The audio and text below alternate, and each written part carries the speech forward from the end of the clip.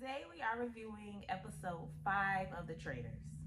So we pick up with the secret meeting, basically with Phaedra confronting Parvati. And Parvati is just giving a bunch of BS, like, oh no, I wasn't attacking you.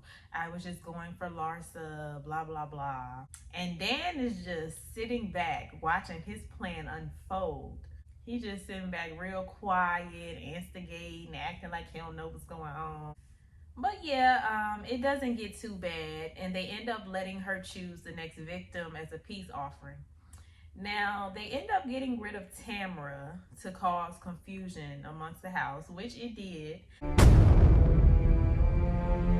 But I feel like Phaedra low-key did this to kind of get the housewives off of the radar. Well, I mean, now it's only 2 left. But yeah, I guess to kind of get the heat off of her in a way. I also feel like this could be another way of her throwing Parvati under the bus, because Parvati is the one who called out the Housewives Alliance. So, I mean, then a housewife left shortly after. I think she's still plotting against Parvati, and Parvati is possibly still plotting against her. But it was pretty quiet for this episode. So the first people arriving to the brunch are Janelle and CT, and they're talking about who they think the traitors are, and they're assuming that it's a man amongst the traitors, specifically Dan. So Dan is back on everyone's radar. You know, they realize Tamara is the one who was murdered. They're still sitting in the room, and they're pretty much just asking Dan to give them something, give an opinion, who he suspects. You know, stop playing it safe all the time, say something. And he pretty much has nothing to say.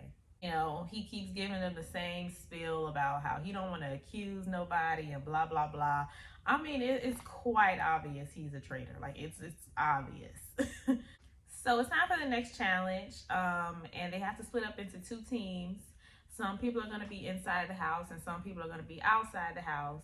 And then the people outside the house have to further split up into pairs.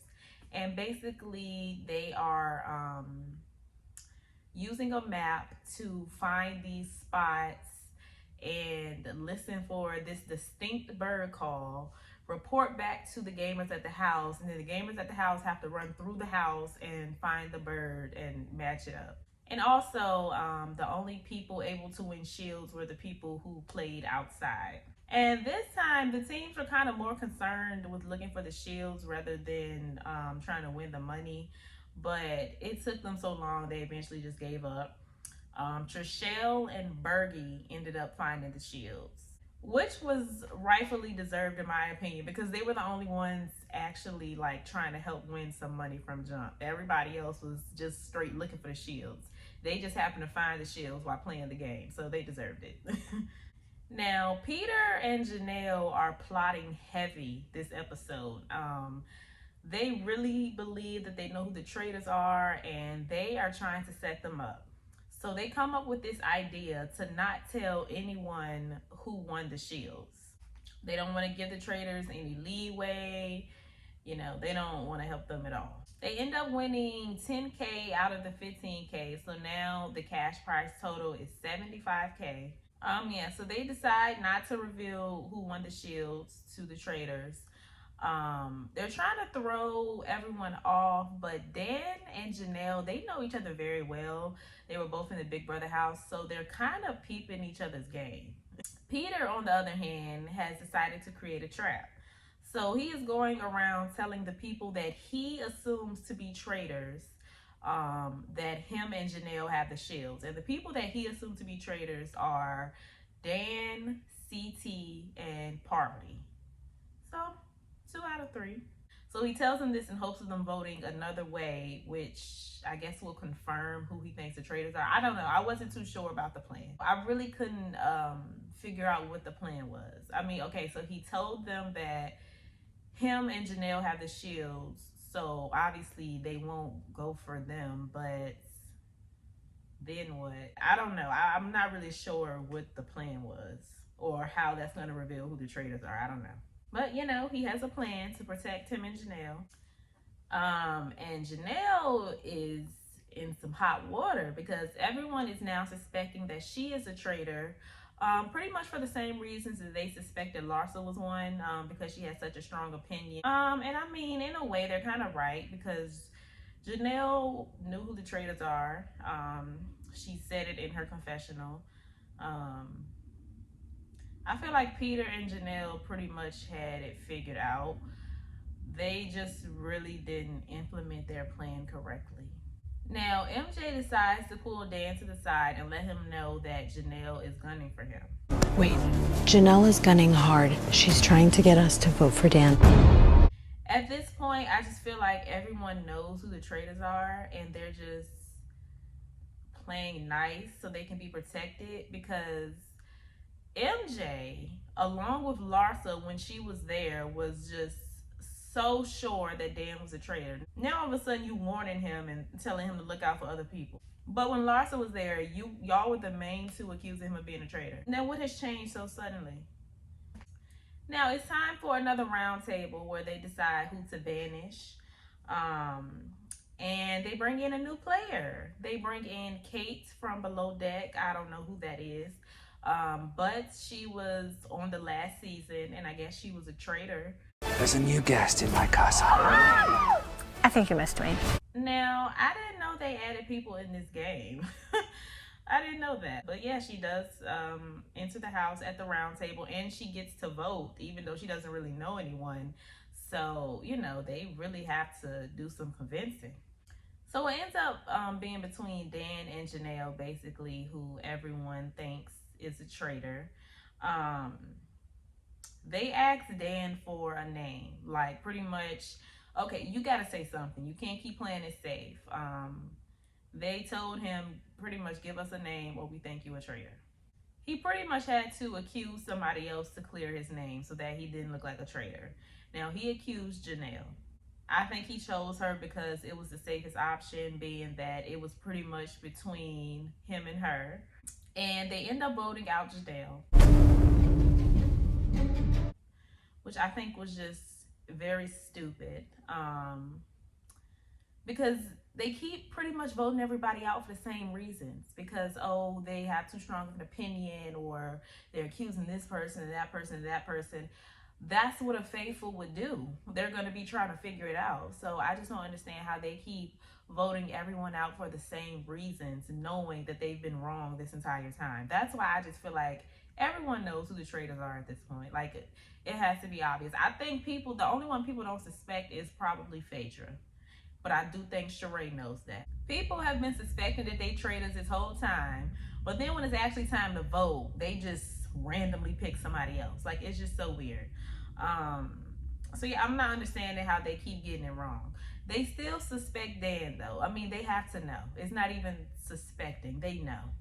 I don't know anything about Kate, but it does seem like Kate is probably going to shake some things up. Like, she's asking questions. I feel like she's going to figure out who the traitors are pretty quickly. So it's time for the traitors' next meeting, and they decide to try to be safe and get rid of someone who was in the house, because they started talking about Peter and how Peter came up to Parvati and Dan and told them that they had the shields. Parvati immediately didn't believe it. She didn't understand why Peter would go up to Dan and tell him anything, thinking that he was a traitor. So she felt like it was some BS, and she felt like, well, let's just be safe and pick somebody from inside the house. Dan, on the other hand, really wants to get rid of Bergie, which is another person I'm rooting for. I hope he doesn't go. Well, he can't go. He has the shield. But yeah, Dan, I don't know. I don't know what's going on with Dan. I don't know what Dan is thinking. You know, the girls are trying to talk to him, trying to talk some sense into him. They're saying, listen, everyone is catching on to you. Everyone knows you're a traitor. Like, you're not playing this game correctly. I think I can fix by being more vocal. But your vocal has to make sense. It can't be, I'm going to wait until I'm for sure. That's not making sense. Get your suit ready, because if you play like this, I'm going to be embalming you myself. And he's like, well, yeah, I've done this before, I know. And they're trying to tell him, yeah, they know you've done this before. That's how they're on to you. It's not my first rodeo. Well, honey, don't act like it, because they know it's not your first rodeo. He's just not listening. You know, Parvati is trying to say, let's be safe, let's vote, let's get somebody that was in the house. he wants to go for Bergie. Bergie has a shield, so you're gonna be looking real dumb when everybody walks in that brunch, and you're gonna fall right into Peter's trap. So I would suggest that you listen to Parvati. Y'all know Peter is trying to set y'all up, so don't fall for the trap. You know, he talking like he know what he doing, but you about to walk right into this trap. So yeah, that was the episode. I just really felt like one of the traitors was going home this episode. I'm glad they didn't. I'm kind of glad that fallout between Phaedra and Parvati and Dan wasn't as big as I thought it was gonna be. Dan is pretty close though. Dan is in danger though. He might want to step it up. And yeah. They're really dumb for not voting for Dan. I mean, it's very obvious that he's a traitor at this point. Now, in the preview for next week, Dan is finally going to give a name as to who he has allegedly been watching and trying to figure out if this person was a traitor or not. I don't know who he's going to say. I'm guessing Bergie, since obviously Bergie is not going home. Maybe Cece, I don't know. I'm also interested to see like if the traitors will continue to play nice with each other. You know, like I said, the Parvati versus Phaedra thing has calmed down, but I still think they're plotting on each other. And I feel like Kate is gonna come in here and just figure everything out. You know, they were already talking with her about Ekin-Su. She asked how Ekin-Su was murdered, and they started talking about the poison, and Parvati's name came up. I'm not taking any wine from Parvati that she just offered. Oh, Pour your own cup. pour your own cup. So I still think that's gonna be important somehow. So yeah, that was the episode. I'm mad Janelle is gone. I'm really mad. I just feel like the house is protecting Dan, and I don't know why, because how don't they know he's a traitor? Like, what? But yeah, that was this week's episode. Y'all let me know what y'all thought about everything in the comments down below. Stay happy, healthy, and all of that good stuff, and I will see y'all in my next video. Bye.